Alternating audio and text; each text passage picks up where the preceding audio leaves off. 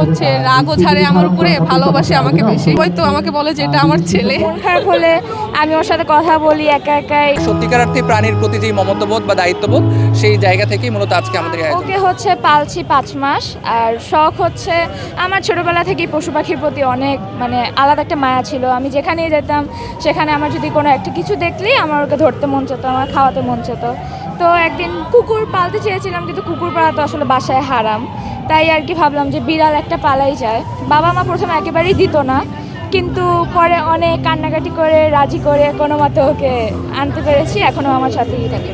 আমি যখন চলে যাই বাইরে, ও দরজার সামনে দাঁড়িয়ে থাকে। অ্যান্ড আমি যখনই আসি ও তখন ম্যাও করে অনেক কাছে আসে, ঘেঁষাঘেঁষি করে। তখন আমি বুঝতে পারি যে আমাকে হালকা মিস করেছে। এই ব্যাপারটা আমার ওর খুবই পছন্দ। আমি ওকে সর্বোচ্চ চেষ্টা করি ভালোভাবে রাখার। পার মান্থে ওর পিছনে আমার 6,000 থেকে 7,000 টাকা খরচ পড়েই যায়।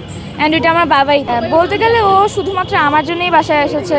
অ্যান্ড ও সবসময় আমার সাথে থাকে। অ্যান্ড আমার মন খারাপ হলে আমি ওর সাথে কথা বলি একা একাই, ওকে খাওয়াই, ওর সাথে থেকে অটোমেটিক্যালি আমার মনটা ভালো হয়ে যায়। অ্যান্ড সবসময় একসাথেই রাখি।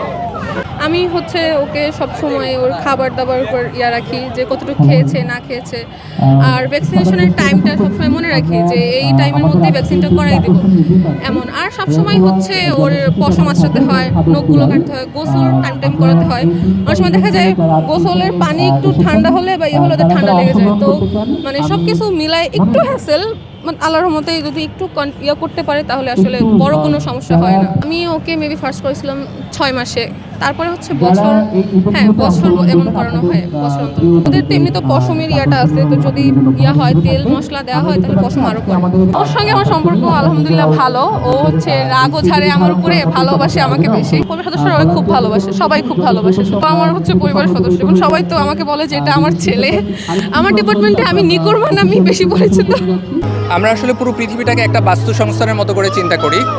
পৃথিবীতে যত সৃষ্টি আছে, সকল সৃষ্টি একটা সৃষ্টি আরেকটা সৃষ্টির প্রতি দায়বদ্ধতা, মিনিমাম যেই সহানুভূতি সহমর্মিতাটুকু থাকা উচিত। আমরা মূলত এই পেট কার্নিভালের মধ্য দিয়ে এই সচেতনতাটুকু জাগ্রত করতে চাই। আমরা আমাদের শিক্ষার্থীদের ওয়েলফেয়ারের জন্য আমাদের সর্বোচ্চটুকু দিয়ে চেষ্টা করে যাচ্ছি।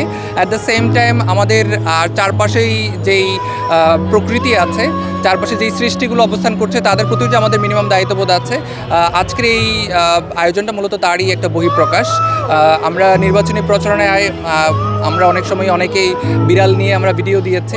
তো এটা যে শুধুমাত্র আইওয়াশ টাইপের কিছু বা মানুষের দৃষ্টি আকর্ষণ করা বা কিছু নির্দিষ্ট একটা গ্রুপের ভোট কালেকশন করার জন্য ছিল না, বরঞ্চ আমরা সত্যিকার অর্থে প্রাণীর প্রতি যে মমত্ববোধ বা দায়িত্ববোধ, সেই জায়গা থেকেই মূলত আজকে আমাদের এই আয়োজনটা করা। আমরা এখানে সচেতনতার অংশ হিসেবে ভ্যাকসিনেশনের ব্যবস্থা রেখেছি, যেন হচ্ছে যেই জীবাণুগুলো র্যাবিস বা এই যে বিভিন্ন কমন যে রোগগুলোতে হচ্ছে প্রাণীগুলো আক্রান্ত হয়, সেই ভ্যাকসিনেশনের ব্যবস্থা এখানে আছে উইথ ফ্রি অফ কস্ট, তারা এটা পাবে।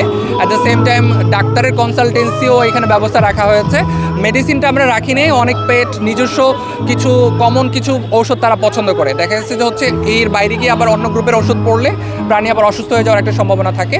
তারপরেও যদি কারোর ট্রিটমেন্টের ব্যবস্থা থাকে, আমরা যেই অ্যানিম্যাল হসপিটাল যেটা আছে, পেট হসপিটাল, সেখানে আমরা কথা বলেছি, তারা আমাদেরকে সেই সুবিধাটুকুও দেবেন। আমরা আশা করছি চমৎকার একটা সচেতনতামূলক এবং প্রাণী বান্ধব একটা পরিবেশ, ক্যাম্পাস এবং পুরো আমাদের এই বাংলাদেশটাকে আমরা গড়ে তুলবো এর মধ্য দিয়ে।